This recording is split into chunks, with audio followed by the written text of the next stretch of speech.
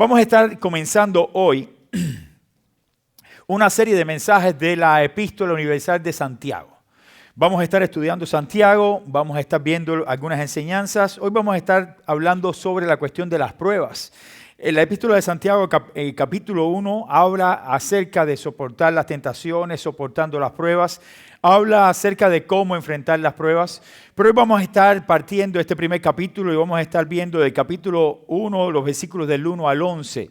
La próxima semana estaremos ya hablando acerca del versículo 2 en adelante, pero hoy vamos a estar centrándonos en estos primeros 11 versículos. Sabiendo de que Santiago es una epístola muy hermosa, pero también tiene temas muy conflictivos, porque habla de temas sobre la lengua. Cuando llegue el momento de la lengua, yo les voy a avisar para que en ese servicio, cuando hablemos de la lengua, ninguno de ustedes venga. De tal manera que tengamos el templo vacío. Usted nos mira por las redes porque vamos a hablar de usted ese día, ¿ok? Ese día vamos a hablar de la lengua y como nuestra lengua es como ese pequeño fuego, entonces no venga, porque si usted se ofende, entonces mejor se quede en casa ese domingo. Vamos a estar tocando el tema de la lengua, vamos a hablar acerca de los maestros, vamos a estar hablando acerca de también la brevedad de la vida, sobre la cuestión del cristiano, qué se espera de un cristiano verdadero, cuáles son las características. Santiago toca una diversidad de temas como la fe sin obras y demás, y vamos a estar viendo todo esto durante este tiempo donde vamos a estar predicando de una serie completa hasta vencer la epístola completa de Santiago. Si usted se pierde alguna de las predicaciones, ok, las puede ver después por YouTube y demás, pero sí vamos a estar transitando toda la epístola. Vamos entonces al capítulo 1. En el capítulo 1 Santiago comienza hablando sobre a quién está dirigida su carta, y directamente dice: Santiago, siervo de Dios y del Señor Jesucristo, a las 12 tribus que están en la dispersión, salud. Está dirigida directamente a las 12 tribus de Israel que estaban dispersas, producto a persecuciones y demás, y él está mandando esta carta principalmente a estos creyentes. Lo otro que es interesante y queremos observar es sobre quién era Santiago. Este Santiago no es el Jacobo, discípulo de Cristo. Este Santiago, la gran mayoría de los comentaristas y estudiosos de la Biblia se le atribuyen esta carta al hermano de Jesús, Santiago, Jacobo, el hermano de Jesús. Pero no Santiago el apóstol, sino este Santiago o este Jacobo era el obispo de la iglesia en Jerusalén. El obispo de la iglesia de Jerusalén no fue Jacobo el discípulo, sino Santiago el hermano de Jesús. ¿Está bien? La mayoría de los comentaristas y estudiosos coinciden en estos puntos. Recordad que cuando usted va al libro de los Hechos se va a encontrar a Jacobo, a discípulo que fue muerto. Por tanto, no estamos hablando del mismo Jacobo, del discípulo y también del hermano de Jesús. Estamos hablando de dos personas diferentes. Cuando usted comienza a profundizar, va a encontrar una diversidad de temas tremendo en esta epístola, pero a partir del versículo 2, usted se va a encontrar el tema de las pruebas, que dice así la Biblia. Quiero que escuchen con atención. Hermanos míos, dice la Escritura, tened por sumo gozo cuando os halléis en diversas pruebas, sabiendo que la prueba de vuestra fe produce paciencia. Mas tenga la paciencia su obra completa para que seáis perfectos y cabales, sin que os falte cosa alguna. Y si alguno de vosotros tiene falta de sabiduría, pídala a Dios, el cual da a todos abundantemente y sin reproche, y le será dada. Pero pida con fe, no dudando nada, porque el que duda es semejante a la onda del mar que es arrastrada por el viento y echada de una parte a otra. No piense, pues, quien tal haga, que recibirá cosa alguna del Señor. El hombre de doble ánimo es inconstante en todos sus caminos. El hermano que es de humilde condición, gloríese en su exaltación, pero el que es rico en su humillación, porque él pasará como la flor de la hierba. Porque cuando sale el sol con calor abrasador, la hierba se seca, su flor se cae y perece su hermosa apariencia. Así también se marchitará el rico en todas sus empresas. Dios bendiga su palabra. Hoy vamos a estar viendo algunas enseñanzas de este pasaje. No vamos a poderlas ver todas. Vamos a centrarnos en la temática de las pruebas y cómo se mezclan estos versículos enseñándonos algunos detalles acerca de las pruebas. Hay una verdad que yo quiero resaltar en esta tarde acerca de las pruebas, que es la siguiente. Las pruebas son usadas por Dios para ayudarnos en nuestro crecimiento espiritual. Recuerden que las pruebas no son las tentaciones. Las tentaciones provienen de parte del maligno. Las pruebas Dios las permite para nosotros. Las permite para nosotros para que nuestra fe crezca, para hacernos mejor. Pensemos en el Antiguo Testamento en un personaje que fue probado fuertemente. Este personaje o este hombre de Dios fue llamado Abraham. Abraham fue probado muy fuerte por parte de Dios cuando Dios le dijo que le entregara a su hijo, a su único hijo, a Isaac. Y le dijo, ofrécemelo en sacrificio. Era una prueba grande. Pero Dios quería probar la fe de Abraham. Quería saber si Abraham verdaderamente tenía la fe suficiente como para dar algo tan preciado como su hijo. Mi pregunta hoy sería, ¿seríamos capaces nosotros de en un acto de fe nuestra ofrecerle a Dios lo más preciado? Si Dios hoy pidiera, que no va a ser el caso, pero si pidiera lo que le pidió a Abraham, ¿seríamos nosotros capaces de darlo? ¿Darle a Dios algo pero tan preciado como un hijo? Dice la Biblia que este hombre de Dios, Abraham, fue a ofrecer a su hijo y Dios proveyó en lugar de su hijo, un animal para ser sacrificado.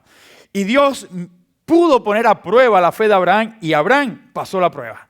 Abraham fue un hombre de gran fe y esto lo llevó a su crecimiento espiritual, porque las pruebas nos llevan a una mayor relación con Dios y a comprender mejor a Dios, de tal manera de que tenemos un acercamiento mayor con aquel que nos ha dado vida. La epístola de Santiago nos da evidencias de la verdad que acabamos de decir, es decir, que las pruebas son usadas por Dios para ayudarnos en nuestro crecimiento. La epístola de Santiago nos habla acerca de esto, nos habla en todo su conjunto, pero hoy yo voy a centrarme más en el hecho de las pruebas que en todo lo que podemos crecer cuando llegan estas. Y quiero que usted y yo vayamos a la Escritura y juntos ir viendo lo que la Biblia nos dice acerca de las pruebas. El primer principio que la Biblia nos enseña acerca de las pruebas es que siempre las tendremos. Hay un principio que habla la Escritura. Las pruebas siempre vendrán. Las pruebas siempre llegarán. Gústele a usted o no le guste. ¿Entienden eso? Cuando usted decidió seguir a Jesucristo y puso la mano en el arado y dijo, no vuelvo atrás, a partir de ese momento usted fue llamado a tomar la cruz de Cristo. Cuando usted toma la cruz de Cristo, usted va a tener que enfrentar diferentes situaciones en su vida. Y esas situaciones Dios las va a enviar para que su fe se fortalezca, para que usted crezca, para que usted pueda tener un mayor acercamiento con el Señor. Vayamos a la epístola y vamos a ver cómo se pone de manifiesto este principio. ¿Siempre tendremos pruebas? Sí. Santiago le escribe a los judíos, a los hermanos judíos, que producto a la persecución estaban pasando por diferentes pruebas. De hecho, habían tenido que salir huyendo por su fe en Cristo. Y habían tenido que salir de Jerusalén producto a una persecución que vino sobre ellos. Ellos, estos judíos cristianos, no habían provocado la persecución. Y esto es importante. Ellos no habían provocado la persecución, sino que Dios le había permitido que viniera, es decir, Dios había permitido que viniera la persecución sobre ellos. Son dos cosas muy diferentes. A veces nosotros tenemos situaciones que enfrentamos porque nosotros mismos las provocamos, pero ellos no la provocaron. Ellos estaban muy tranquilos en Jerusalén y Dios desató una gran persecución, lo dice el libro de los Hechos, y ellos tuvieron que salir huyendo porque esta era la única manera que Dios iba a usar para que el evangelio se extendiera hasta lo último de la tierra. Salían de Jerusalén, iban predicando por todos los lugares, pero estaban siendo probados porque su vida estaba en riesgo. Podían pagar con su propia vida, es decir, podían ser muertos por la causa de Cristo. Tenían que huir.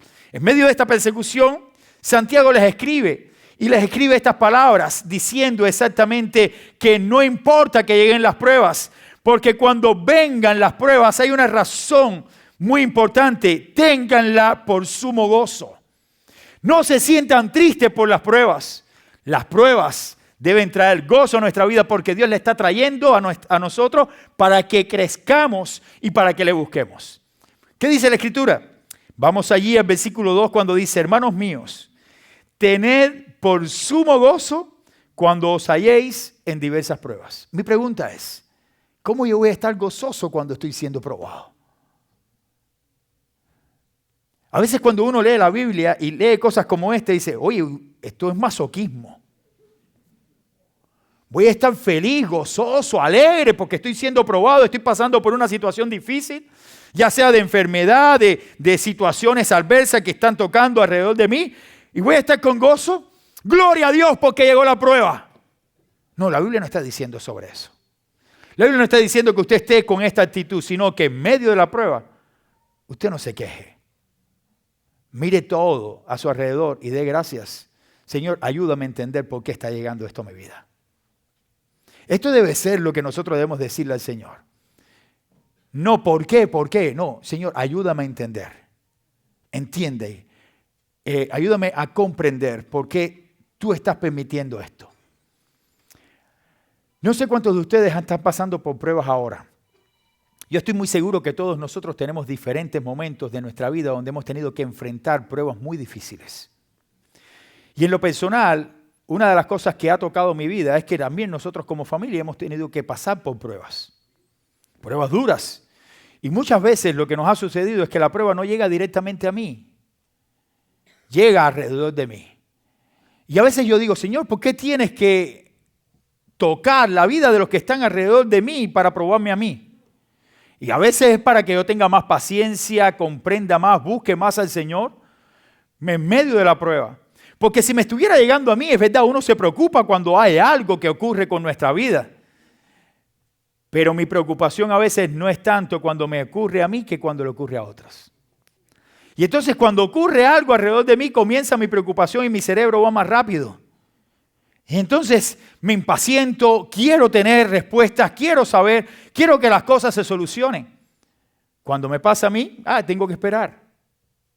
Tengo que resignarme a comprender de lo que Dios, que lo que Dios tiene para mí me está mostrando algo, que lo que Dios va a hacer conmigo es algo diferente, algo que Él me quiere mostrar y yo voy a comprenderlo. Pero cuando está fuera de mí y no puedo controlarlo, es más difícil. Es más difícil. Por eso es que las pruebas vendrán, siempre vendrán. Pero en medio de las pruebas tenemos que considerar las que vienen a nosotros con gozo. Tenemos que enfrentarla con gozo. Y este es el llamado que le hace Santiago a sus hermanos. Estaban en medio de una persecución huyendo y le dice, tengan por gozo esa persecución. Den gracias a Dios porque son perseguidos. Agradezcan a Dios porque ustedes se están hallando en una prueba por la causa del Evangelio, por causa de Cristo. Y ahí el mismo Santiago, cuando usted ve y estudia un poco la Escritura, se da cuenta de que Santiago había pasado por momentos difíciles, tal como ver la muerte de uno de sus hermanos en la fe siendo apedreado.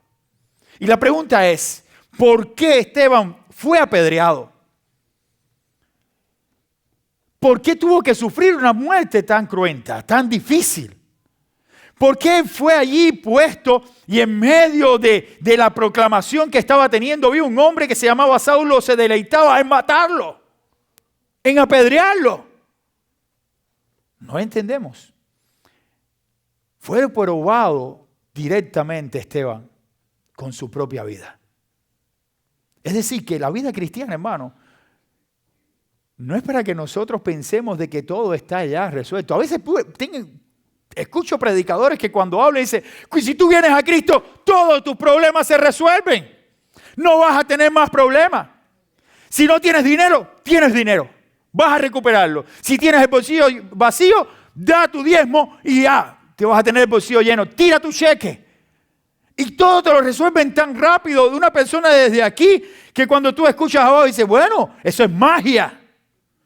No, la vida cristiana no es magia. No es magia. Y cada vez que yo escucho estas cosas, digo, ¿cómo se puede engañar al pueblo de Dios? Y el pueblo de Dios se deja engañar tan fácil.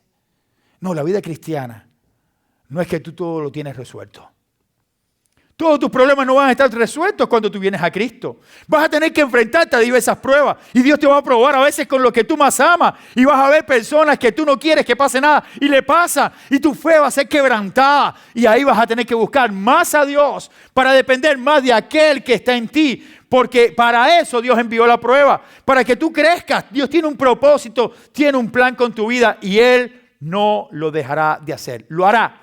Por eso es que vendrá la prueba. Siempre vendrán pruebas a nuestra vida. La persecución era la prueba que la iglesia necesitaba para expandirse y se expandió. Recibieron allí a muchos en otros lugares fuera de Jerusalén y allí comenzaron a organizar nuevas iglesias. Pero esta carta iba dirigida a ellos para animarles. Santiago estaba muy conectado con las palabras de Jesús. Cuando Jesús mismo dice en las bienaventuranzas: bienaventurados sois cuando por mi causa os vituperen y os persigan.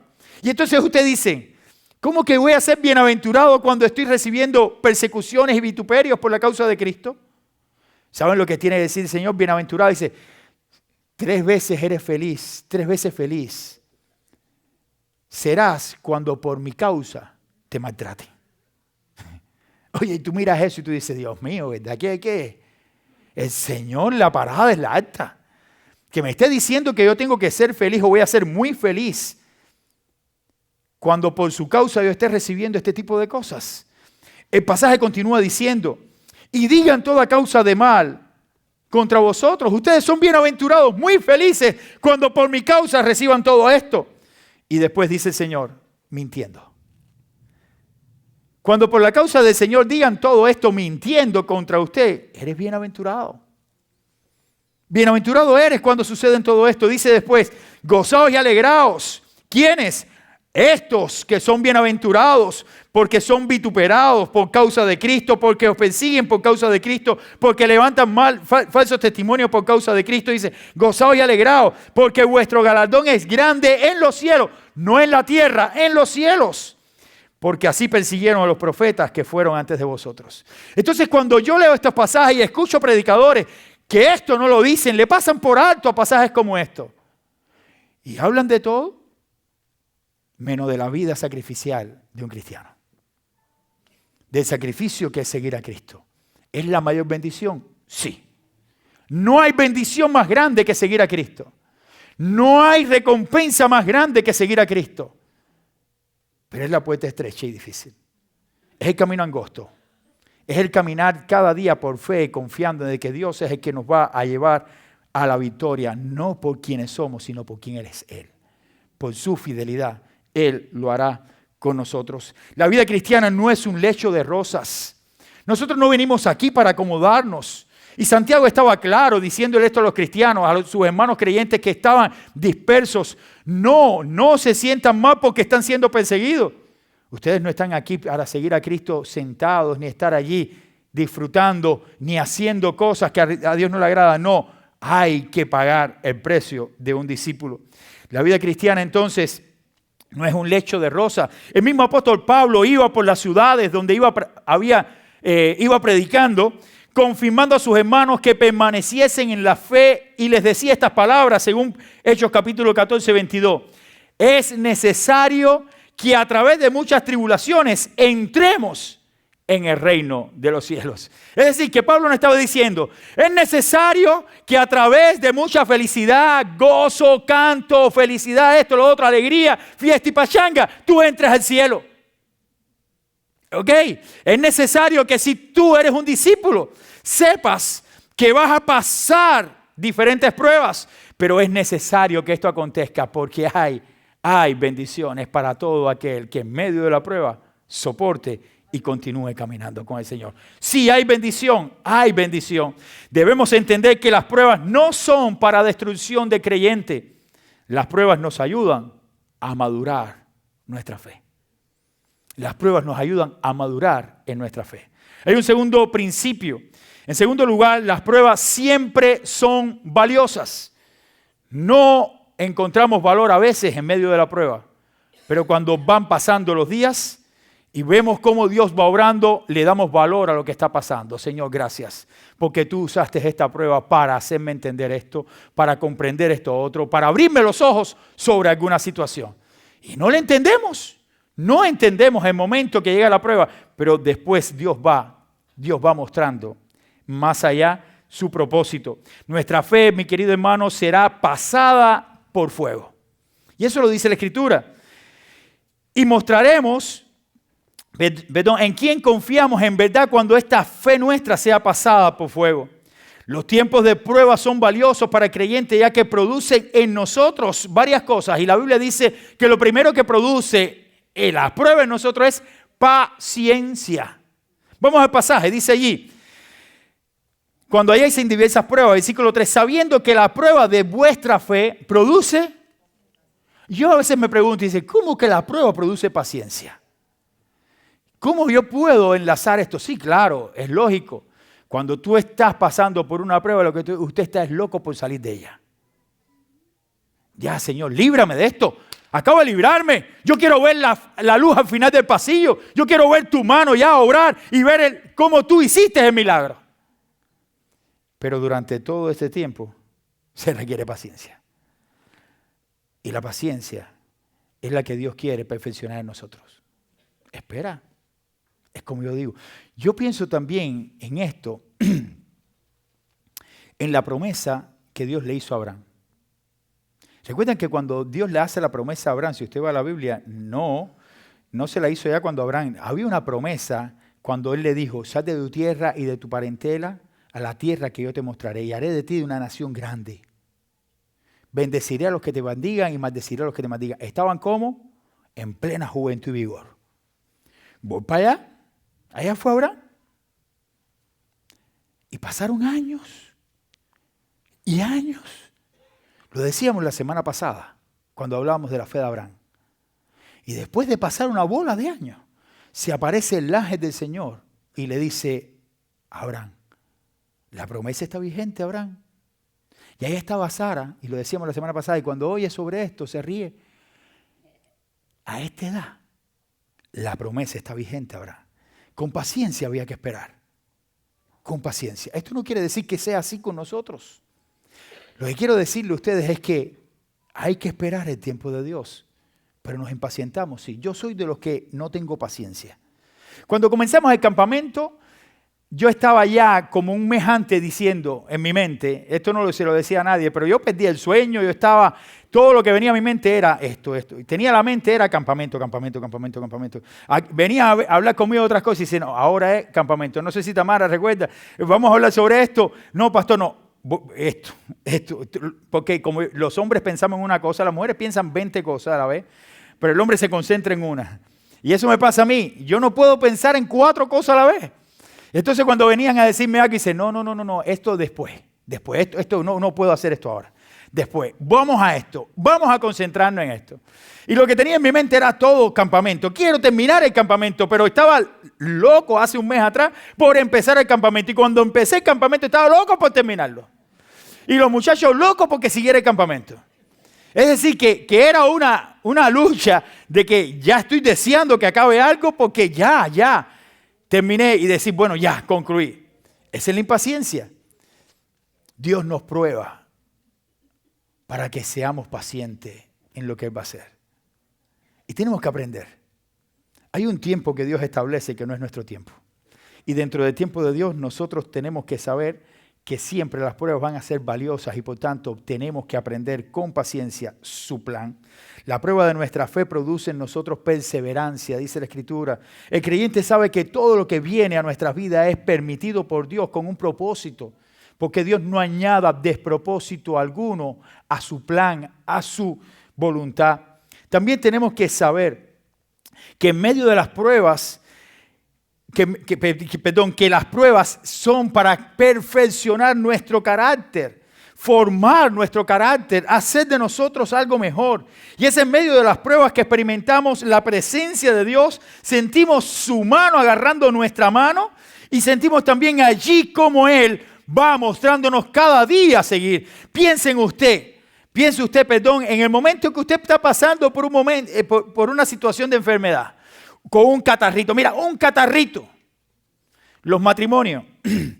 Cuando su esposo está con un catarrito, con una fiebrecita, que se tira en la cama, ¿cómo se pone? Me siento mal. Hay algunos hombres que no, hay algunos hombres que son, no, yo estoy entero, pero por dentro están destruidos, están locos porque la mujer está al lado. Lo que no quieren dar su brazo a torcer todavía. Pero en medio de un momento como ese, queremos que las personas que amamos estén a nuestro lado. A veces no tenemos deseo de ver a nadie. Queremos que esté allí a nuestro lado la persona amada. Ahora, si estás pasando por otro momento tan difícil como una enfermedad difícil, como el cáncer, esto, lo otro, cualquiera de estas enfermedades que son muy difíciles para nosotros asimilar, ¿qué es lo que más deseamos? Que las personas que amamos que estén allí, no otras. Dios permite que lleguen pruebas para que en medio de la prueba usted solamente sabe que el único que puede ayudarlo es el Dios en el que usted cree. Y por eso se perfecciona nuestra fe. Por eso crecemos en fe. Porque en medio de ella lo único que hacemos es mirar al cielo. Señor, no puedo hacer nada más, pero tú puedes hacerlo. Confío en ti.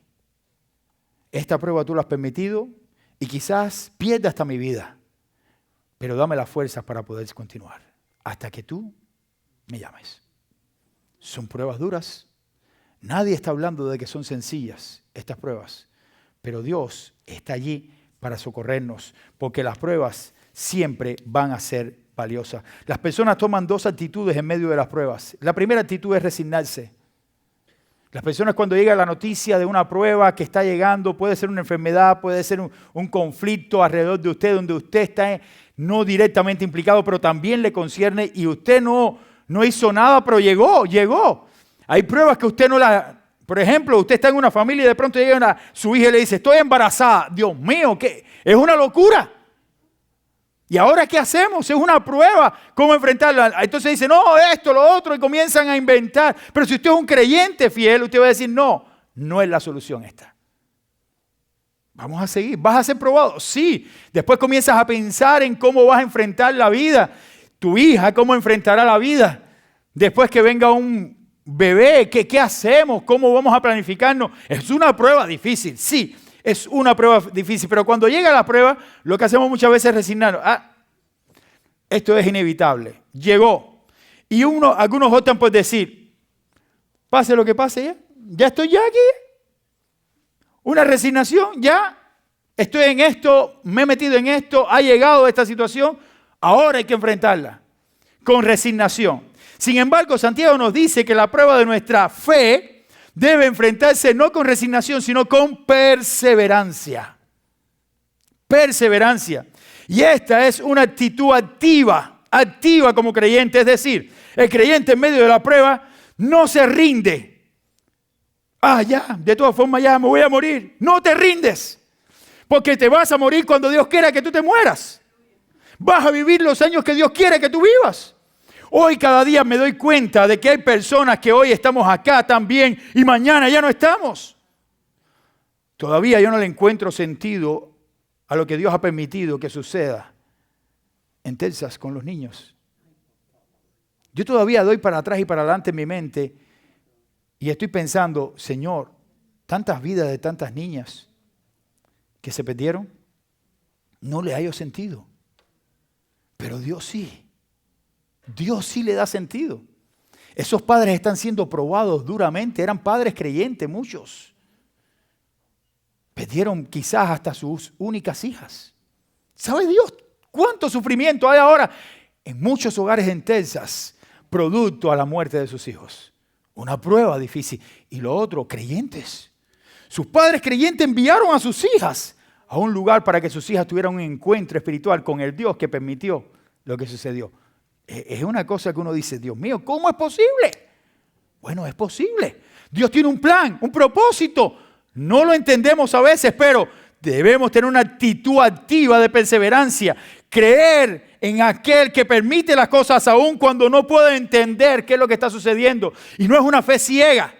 No es una fe ciega, pero cuando usted va a la Biblia te dice, andamos por fe y no por vista, no por lo que vemos, sino en quién creemos. Si usted cree en el Dios Todopoderoso, entonces usted sabe que tiene el control de los tiempos, el control de su vida y quiere lo mejor para usted. Entonces usted tiene que estar quieto y tranquilo. No te rindas, persevera en la voluntad definitoria de Dios, porque Él va a conceder su propósito Él va a completar su propósito en ti.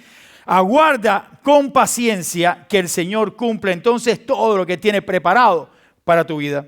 Así como una planta, mi querido hermano y amigo que estás acá, necesita el tiempo establecido para completar la obra de su fruto, porque es sembrada, luego crece, luego viene la flor. Algunas flores se caen como la mata mía de guayaba, que todavía no da una guayaba,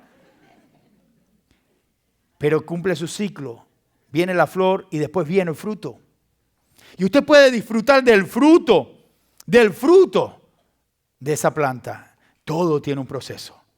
Dios va a ver los frutos en usted después de haber sido probado. Hay un último principio y quiero terminar con este. Acerca de las pruebas. Las pruebas, usted tiene que saber algo. Siempre son manejables. Usted puede manejar las pruebas. Usted no puede controlarlas en el sentido de que usted no sabe cuándo van a llegar. Llegan. Usted tiene que comprender que todas las pruebas van a ser valiosas para su vida. Claro que sí. Tienen un gran valor espiritual para el creyente. Y esas pruebas te van a ayudar a crecer. Pero siempre también usted tiene que saber que las pruebas usted las puede manejar. Vamos a la Biblia. ¿Y qué dice la Biblia?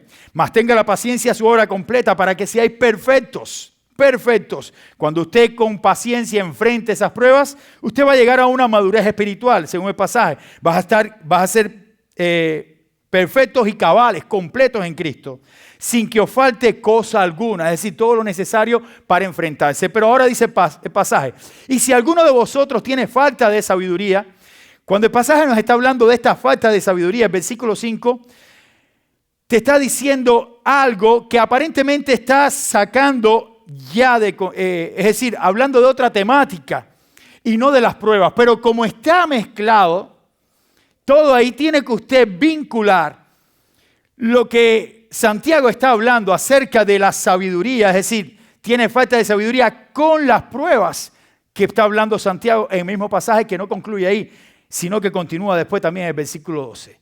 ¿Qué es lo que quiere decir esto?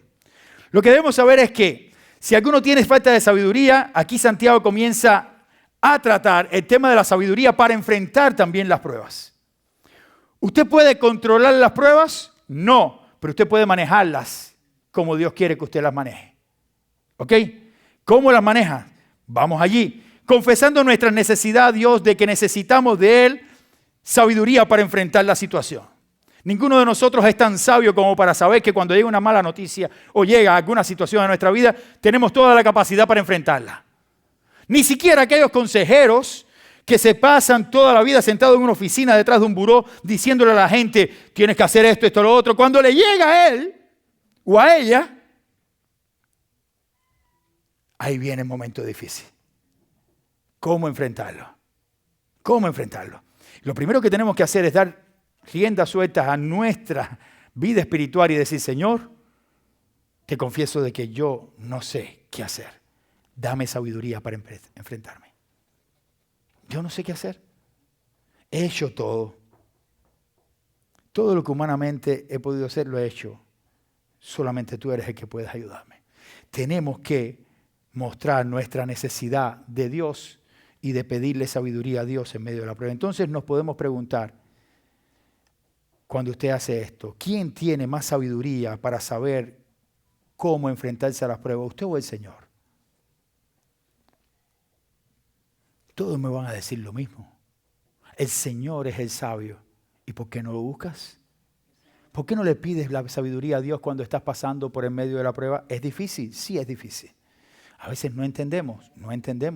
Les digo que hay muchas cosas que yo todavía no comprendo.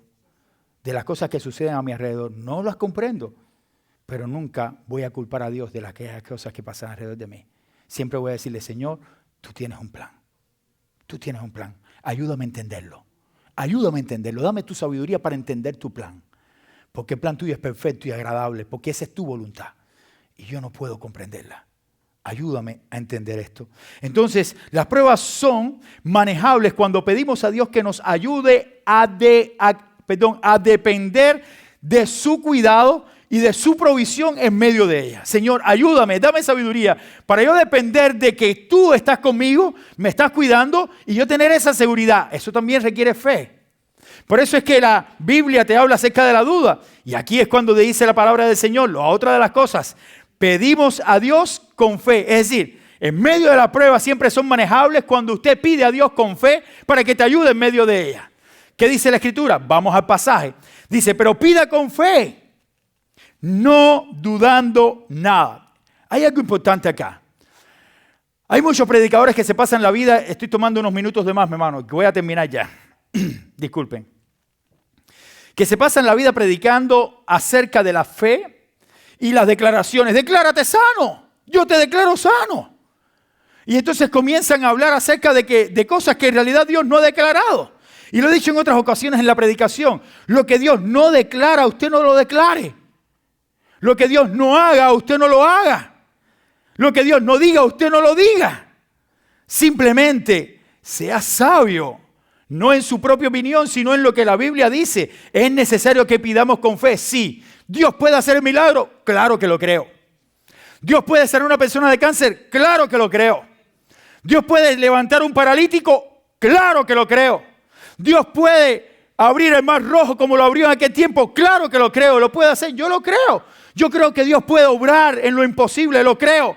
Pero conforme a su voluntad, no porque yo lo declare. ¿Ok? No es lo que yo declare, es lo que dice que se va a hacer. Ahora, ¿qué es lo que yo debo hacer? No dudar. No dudar. La gente que dudan son semejantes a la onda del mar, dice la Escritura, que son arrastradas por el viento y echadas de un lado a otro. Y la Escritura te dice acerca de esto, no piense que quien tal haga, es decir, que duda, recibirá cosa alguna del Señor. Entonces, usted va a encontrar a creyentes que cuando están pasando por un momento difícil le dicen al Señor, Señor, yo sé que tú puedes, pero yo pienso que esto es imposible. Oye, ¿lo crees o no lo crees? ¿Me explico? ¿Lo crees o no lo crees? Yo creo que tú puedes hacerlo. Sí, yo creo. Ahora, si es tu voluntad hacerlo, tú lo vas a hacer, Padre. Yo lo creo que tú puedes hacerlo. Yo no voy a dudar que tú puedas hacerlo. Ahora, si tú no lo vas a hacer, prepara mi corazón para enfrentar lo peor o lo que tú quieres para mi vida. ¿Me explico? Pero yo tengo la fe y la confianza de que Dios puede hacer el milagro en estos tiempos como lo hizo siempre. Pero si no lo quiere hacer, esa es tu parte, Señor. La mía es creer. Yo creo. Yo creo que tú lo puedes hacer. Yo creo, yo confío. Yo confío que tú puedes hacer. La fe es la que mueve el brazo de Dios, pero el que hace milagros es el Señor, no es tu fe. ¿Ok? Dios obra el milagro cuando Él quiere hacerlo, pero se requiere fe. La fe es tuya. El obrar, el milagro, no es tuyo, es de Dios. Creemos en un Dios poderoso, en un Dios que obra milagros. Ninguno de los predicadores hoy que ustedes ven que hacen milagros por ahí, yo tengo mis dudas. Tengo mis dudas. Porque no somos nosotros los que hacemos los milagros. Es Dios quien hace el milagro en nosotros. Y el mayor milagro de una persona es la salvación. No esperes otro. No esperes otro. Si Dios quiere hacer otro, que lo haga. Pero el mayor milagro de una persona es que Cristo nos salvó del infierno eterno separado de Él. ¿Me explico? Porque solamente un día depositamos fe. ¿Me explico? Depositamos fe y creímos en Él. Porque su Espíritu Santo obró en nosotros para que nosotros pudiéramos acercarnos. No hay otra manera, hermanos. No hay otra manera. Dios lo hace. Tienes que pedir con fe. Cuando un hombre cree, no duda. Cuando duda, tiene falta de fe. Hebreos 11:6 dice la Biblia, pero sin fe es imposible agradar a Dios. Porque es necesario que el que se acerca a Dios crea que le hay y que es galardonador de los que le buscan. Queridos hermanos, concluyo. Después de tomarme estos minutos, simplemente quiero decirles a ustedes, la vida cristiana no es una vida sencilla. No todo está resuelto porque tú creíste en Cristo. Usted no va a tener los bolsillos llenos porque usted depositó tanto. Dios te va a bendecir como Él quiere bendecirte. Nuestra responsabilidad es ofrecerle a Dios lo que es de Dios. Nuestra responsabilidad es creer en lo que Él puede hacer y no dudar en que pueda hacerlo. Él no va a hacer nada que no pueda hacer porque Él lo puede hacer todo. No lo dudes. No dudes en el poder absoluto de Dios. No dudes que Él puede hacer llover y puede parar la lluvia. No lo dudes. No dudes que Él puede abrir el cielo para que haya sol y puede oscurecerlo para que haya lluvia y haya truenos. Él es el Dios eterno. Él es el que puede provocar lo que nosotros estamos viendo hoy como fenómeno, pero también puede parar todo con su diestra de poder, pero Él va a cumplir su propósito. Algo que usted tiene que estar seguro es que va a cumplir su propósito. Job fue probado, toda su familia pereció, se quedó él y la esposa. Y él dijo, desnudo salí del vientre de mi madre y desnudo volveré. Jehová dio, Jehová quitó, pero sea el nombre de Jehová bendito. Porque él estaba confiado y sabía que el Dios que le había dado le quitó. Pero no importa, yo sigo confiando en ti, creyendo en ti. Y al final de su vida pudo ver la bendición de Dios. Dios bendijo nuevamente a Job y pudo ver la bendición de Dios en él. Ahora, ¿sus pensamientos pudieran haber estado en el pasado? Claro que sí, humanamente sí. Pero ahora, ¿quién soy yo para cuestionar a Dios por lo que pasó?